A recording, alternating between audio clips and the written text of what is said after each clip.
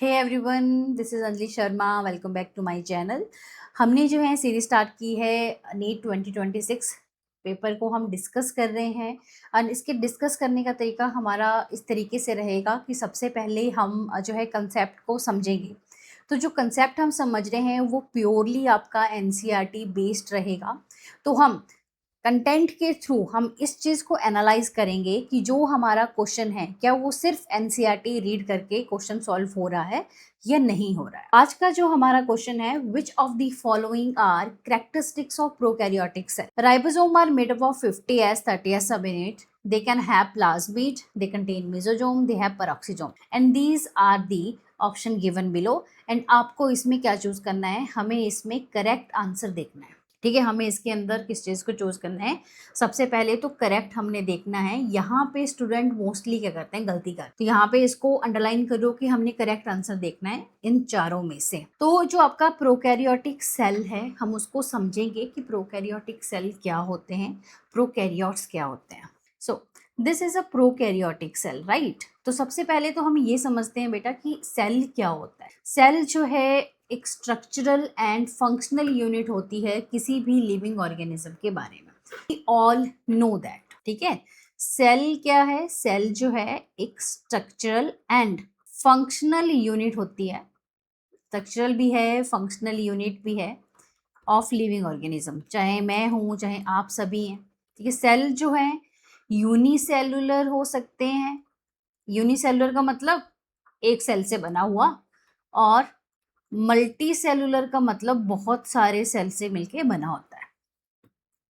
अब इसके अंदर प्रोकैरियोटिक ऑर्गेनिज्म के बारे में हम बात कर रहे हैं, तो हमें सेल के साथ साथ में तो नॉलेज होनी चाहिए कि देखो जो कुछ भी होना है वो सेल के अंदर ही होता है।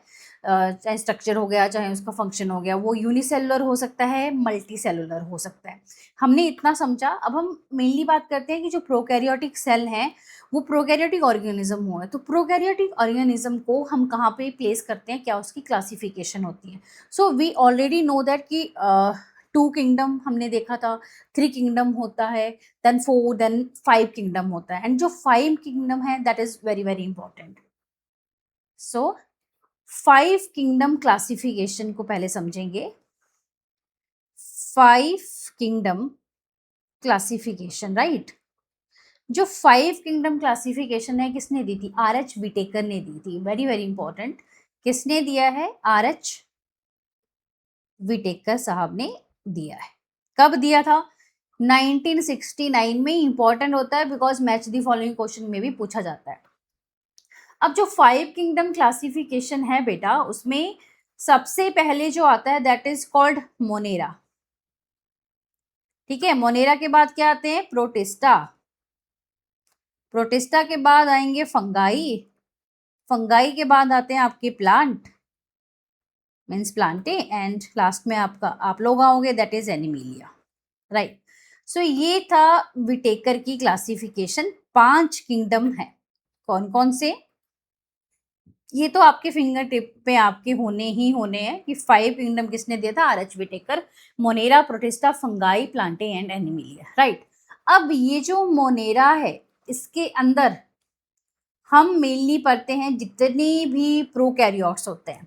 ठीक है, all prokaryotic organism, all prokaryotic organism किसके अंदर आते हैं, मोनेरा के अंदर हमें देखने को मिलते हैं। तो जितने भी प्रोकैरियोटिक ऑर्गेनिज्म है बेटा, इसमें मोस्ट कॉमन जो हम पढ़ते हैं वो हम बैक्टीरिया के बारे में पढ़ते हैं। ठीक है, बैक्टीरिया ही आप पढ़ोगे, स्टार्टिंग से लेके बैक्टीरिया ही पढ़ा है, हाई क्लासेस तक भी बैक्टीरिया ही करेंगे मोस्टली। अब ये जो बैक्टीरिया है, प्रोकैरियोटिक ऑर्गेनिज्म है, तो ऑब्वियसली सेल से बने होते हैं। अब ये जो सेल है, these are also composed of a cell.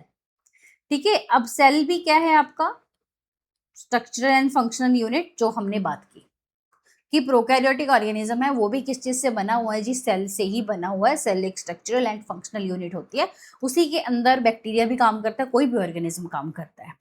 अब ये जो मैंने कहा कि सेल है, राइट। अब ये जो सेल है बेटा, ये किस में हो सकता है, यूनिसेलुलर में भी हो सकता है, आपका मल्टी सेलुलर भी हो सकता है। अब ऐसे सेल जो आपके यूनिसेलुलर है, एक सेल है, उनको बोल दोगे प्रोकैरियोटिक सेल। ठीक है। दूसरे आपके आते हैं यूकैरियोटिक। क्या है आपके? Eukaryotic cell. सेल दो तरीके के हो सकते हैं, प्रोकैरियोटिक सेल हो सकते हैं, यूकैरियोटिक सेल हो सकता है। अब ये जो प्रोकैरियोटिक सेल है, यूकैरियोटिक सेल है, इनमें हमें क्या डिफरेंस देखने को मिलता है? अब ये जो प्रोकैरियोटिक सेल है, इनके पास कोई भी मेम्ब्रेन बाउंड जो न्यूक्लियस है बेटा वो नहीं होता, एब्सेंट कर लो।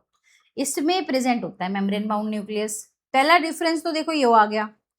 सेकंड, इसके पास कोई भी ऑर्गेनली नहीं होती। ऑर्गेनली का मतलब क्या है? माइटोकॉन्ड्रिया हो गया जी, ठीक है, एंडोप्लाज्मिक रेटिकुलम हो गया, नहीं होती। No organelles. कौन से वाले? मेम्ब्रेन बाउंड कर लो इसको, मेम्ब्रेन बाउंड नहीं होते। तीसरा पॉइंट, इसमें राइबोसोम होता है जी। अब ये जो बेटा राइबोसोम है ना, ये एक नॉन मेम्ब्रेन बाउंड ऑर्गेनिज्म है, ऑर्गेनली है सॉरी। अब यहाँ पे राइबोसोम होते हैं जी, होते हैं। यहाँ पे भी क्या होता है? राइबोसोम होते हैं। क्या यहाँ पे ऑर्गेनलीज प्रेजेंट होते हैं? जी हाँ, प्रेजेंट होते हैं। कहाँ पे? यूकैरियोटिक सेल में हम बात कर रहे हैं, ठीक है। यूकैरियोटिक सेल में तीनों होते हैं। प्रोकैरियोटिक सेल में क्या हो गया? मेम्ब्रेन बाउंड न्यूक्लियस नहीं है, कोई भी ऑर्गेनली नहीं होता, एंड राइबोसोम प्रेजेंट है इसमें। तो राइबोसोम कैसा होता है? नॉन मेम्ब्रेन बाउंड ऑर्गेनलीज रहता है आपका। आई थिंक इतना क्लियर होगा और यहाँ तक किसी को कोई भी डाउट नहीं होगा। नाउ द नेक्स्ट इज कि जो प्रोकैरियोटिक सेल हैं, हम मेनली यहाँ पे प्रोकैरियोटिक सेल के बारे में ही हम डिस्कस कर रहे हैं। तो जो प्रोकैरियोटिक सेल है, ठीक है, प्रोकैरियोटिक सेल, एग्जाम्पल मैंने बता दिया आपको। देखो, बैक्टीरिया है, ब्लू ग्रीन एल्गी हो गया, माइकोप्लाज्म हो गया, एंड पीपीएलओ। पीपीएलओ की फुल फॉर्म आप मुझे बताओगे क्या होती है?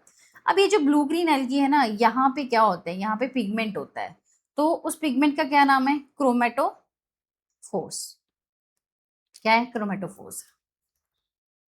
अब हम मेनली अगर बैक्टीरिया के बारे में बात करें तो क्या प्रोकैरियोटिक जो सेल है, क्या इनके पास में सेल वॉल होती है?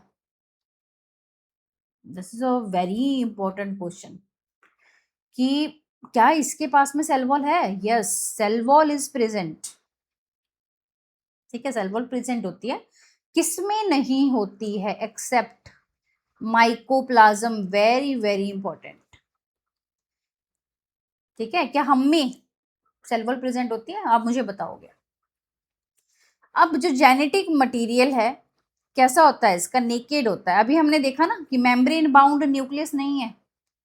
तो जब न्यूक्लियस के बाहर में कोई मेम्ब्रेन ही नहीं है तो डीएनए कैसा हो गया इसका? नेकेड हो गया। कैसा हो गया? नेकेड हो गया, क्योंकि कोई भी no membrane, no nuclear membrane, nucleus के बाहर कोई भी मेम्ब्रेन हमें नहीं देखने को मिलती है।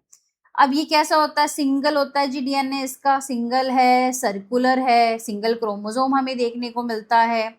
इसके अलावा बहुत इंपॉर्टेंट है, याद कर लेना, प्लाज्मिड प्रेजेंट होते हैं, ठीक है। प्लाज्मिड को डिटेल में हम क्लास +2 में करने वाले हैं। प्लाज्मिड वेरी वेरी इंपॉर्टेंट, कि नेकेड डीएनए के अलावा भी हमें प्रोकैरियोटिक सेल में प्लाज्मिड देखने को मिलते हैं। ये स्मॉलर डीएनए होते हैं। और प्लाज्मिड क्या करता है? एंटीबायोटिक रेजिस्टेंट भी प्रोवाइड करता है। This is also very very important. फिर जी राइबोसोम हमने देखे ना, अभी मैंने बताया आपको राइबोसोम जी प्रेजेंट होते हैं। तो जो राइबोसोम प्रेजेंट होते हैं बेटा वो 70S होता है। क्या होता है इसका? 70S है। अब ये जो 70S है ये दो सब यूनिट से मिलकर बनता है, एक 50 वाली और एक 30 वाली। तो अभी हमने क्वेश्चन देखा ना तो उसमें बोला था, तो मतलब ये वाला ऑप्शन तो था ही था उसमें। सेकंड हमने देखा था प्लाज्मिड, तो जी प्लाज्मिड भी है ही है उसमें, राइबोसोम भी प्रेजेंट है ही उसमें। उसके अलावा जो हमारी बैक्टीरिया हैं बेटा, वहां पे हमें पॉलीराइबोसोम देखने को मिलते हैं, ठीक है। पॉलीराइबोसोम का मतलब क्या होगा? ये सिंगल एमआरएनए हो गया ना, तो इसके ऊपर बहुत सारे राइबोसोम लगे हुए होते हैं, इसको हम बोलते हैं polyribosome, polysome. Very very important, polyribosome and polysomes भी हम इसको कहते हैं। यहाँ तक किसी को कोई भी डाउट नहीं होगा। क्लियर हो गया इतना? अब नेक्स्ट देखते हैं इसका डायग्राम। तो this is the diagram structure of your bacteria. ठीक है, बैक्टीरिया क्या है? एक प्रोकैरियोटिक सेल है। एग्जाम्पल जो हम मेनली पढ़ते हैं बैक्टीरिया ही हम पढ़ते हैं। देखो जी, क्या करते हैं हम? बैक्टीरिया ही करते हैं। इसको मैं इरेज कर देती हूँ, फिर वन बाई वन करके इसका स्ट्रक्चर डिस्कस करके कि क्या क्या प्रेजेंट होता है। सो बैक्टीरिया हो गया जी एक प्रोकैरियोटिक सेल, प्रोकैरियोटिक ऑर्गेनिज्म है। अब अगर मैं बात करूं इस सेल के बारे में, अगर आप ध्यान से देखोगे तो सबसे बाहर वाली जो लेयर है ना, इसकी ग्लाइकोकैलिक्स है। सबसे बाहर क्या प्रेजेंट होता है? देखो, ग्लाइकोकैलिक्स प्रेजेंट होता है। क्या प्रेजेंट होता है इसका? ग्लाइकोकैलिक्स, जिसको मैंने क्या कह दिया? सेल एनवेल्प कह दिया। अब ये जो ग्लाइकोकैलिक्स है, ठीक है, आउटर मोस्ट हम इसको बोल देंगे। सबसे बाहर क्या प्रेजेंट है? आउटर मोस्ट में ग्लाइकोकैलिक्स प्रेजेंट होता है। अब ये जो ग्लाइकोकैलिक्स मैंने देखा यहाँ पे, कैप्सूल भी हो सकता है, स्लाइम लेयर भी हो सकती है। कैप्सूल हार्ड और स्लाइम लेयर कैसी होती है आपकी? लूज रहेगी। कैप्सूल मतलब हार्ड है लेयर बाहर वाली, और स्लाइम लेयर का मतलब क्या हो गया? कि लूज सीथ है। उसको हमने क्या कह दिया? हमने उसको स्लाइम लेयर का नाम दे दिया। ग्लाइकोकैलिक्स के अंदर बेटा हम देखने को मिलता है हमें सेल वॉल, फिर हमें देखने को मिलती है सेल मेम्ब्रेन, इसी को ही प्लाज्मा मेम्ब्रेन भी कहते हैं। देखोगे, ध्यान से देखोगे। अब उसके बाद जो प्लाज्मा मेम्ब्रेन है, so this is the plasma membrane, right, जो येलो में है। अब ये वाला जो स्ट्रक्चर है, दिस इज कॉल्ड मेसोसोम। तो मेसोसोम भी प्रेजेंट होते हैं। मेसोसोम बेसिकली क्या हुआ? प्लाज्मा मेम्ब्रेन की इनफोल्डिंग को हमने क्या कह दिया? हमने मेसोसोम कह दिया। मेसोसोम का बहुत ज्यादा इंपॉर्टेंट रोल होता है। जब इस बैक्टीरिया ने डिवाइड करना है तो सेल वॉल फॉर्मेशन में हेल्प करता है जी, रेस्पिरेशन में हेल्प करता है, वेरी वेरी इंपॉर्टेंट। तो मेसोसोम के बारे में मैंने आपको क्या कहा? रेप्लिकेशन में हेल्प करेगा, और साथ में बाइनरी फिजन में हेल्प करता है, और रेस्पिरेशन में हेल्प करता है। उसके बाद आप देखोगे प्लाज्मिड प्रेजेंट है जी। ठीक है, प्लाज्मिड प्रेजेंट है। This is the nucleoid, naked DNA हमें देखने को मिलता है। This is the polysome, this is the polysome जो मैंने आपको ये ड्रॉ किया हुआ है। फिर ये क्या है आपका? This is the cytoplasm. ये क्या हो गया? Liquid content. This one is the cytoplasm. अब इसके ऊपर आप स्ट्रक्चर देखते हो। बैक्टीरिया अगर मूव कर रहा है, मोटाइल है, नॉन मोटाइल भी हो सकता है। अगर मोटाइल है तो क्या प्रेजेंट होगा? फ्लैजिला प्रेजेंट होगा। क्या प्रेजेंट होगा आपका? फ्लैजिला प्रेजेंट होगा। फ्लैजिला में तीन हम देखते हैं, एक तो बेसल बॉडी, ठीक है, क्या है आपकी? Base body, basal body. दूसरे नंबर पे क्या आता है? हुक। फिर क्या आता है आपका? फिलामेंट। ये होता है जी फ्लैजिला के अंदर। बैक्टीरिया अगर मूव कर रहा है तो फ्लैजिला की हेल्प से करता है। फ्लैजिला के अलावा भी और इसमें एक सीलिया लाइक स्ट्रक्चर प्रेजेंट होता है, फिम्ब्रे प्रेजेंट होते हैं, सीलिया प्रेजेंट होता है, पिलाई प्रेजेंट होता है। पिलाई वेरी वेरी इंपॉर्टेंट, कंजुगेशन में हेल्प करता है। सेक्स पिलाई भी हम इसको कहते हैं। क्या कहते हैं? सेक्स पिलाई करते हैं, कंजुगेशन में हेल्प करता है। इसके अलावा इसके अंदर कुछ ग्रेन्यूल्स, इंक्लूजन बॉडीज प्रेजेंट हो सकती हैं। ठीक है, क्या प्रेजेंट हो सकती है? इंक्लूजन बॉडीज प्रेजेंट हो सकती है। जैसे कि मैंने यहाँ पे लिखा होगा आपका, ग्लाइकोजन ग्रेन्यूल हो गया, फॉस्फेट ग्रेन्यूल हो गया। So these are the inclusion bodies. ये क्या है आपकी? इंक्लूजन बॉडी होगी। और गैस वैक्यूल हमें कहाँ देखने को मिलता है? हमें देखने को मिलता है ब्लू ग्रीन में, purple and green photosynthetic bacteria में हमें गैस वैक्यूल जो है हमें देखने को मिलता है। So this is all about the bacteria prokaryotic cell. अब हम क्वेश्चन पे आते हैं। आपका क्वेश्चन क्या था? देखो, जो आपको मेनली पॉइंट याद करने हैं बेटा, एक तो प्लाज्मिड, देखो प्लाज्मिड था, स्टार मार्क कर लो। राइबोसोम है, राइबोसोम लिखा हुआ है यहाँ पे 70S होता है, 70 50S से और 30S से बनता है। राइबोसोम भी है। Now the next one is they contain a mesosome. तो क्या मेसोसोम है? यस, मेसोसोम भी है। ये तीन है। तो क्या मुझे इसके स्ट्रक्चर में परऑक्सीसोम देखने को मिल रहे हैं? नहीं देखने को मिल रहे हैं। तो करेक्ट ही आपसे पूछा गया था, ये मैंने अभी स्ट्रक्चर में देखा, प्रेजेंट है। प्लाज्मिड प्रेजेंट है, मेसोसोम भी प्रेजेंट है, जबकि परऑक्सीसोम प्रेजेंट नहीं है। तो करेक्ट आंसर क्या हो जाता है आपका? जिसके अंदर ए, बी और सी हमें देखने को मिलता है। So this is the correct answer. तो क्या एनसीईआरटी का जो कंटेंट था वो सफिशिएंट था? यस, सफिशिएंट है। डायरेक्ट एनसीईआरटी बेस्ड क्वेश्चन है, तो मैं इस क्वेश्चन को जो देने वाली हूँ that is easy, very easy.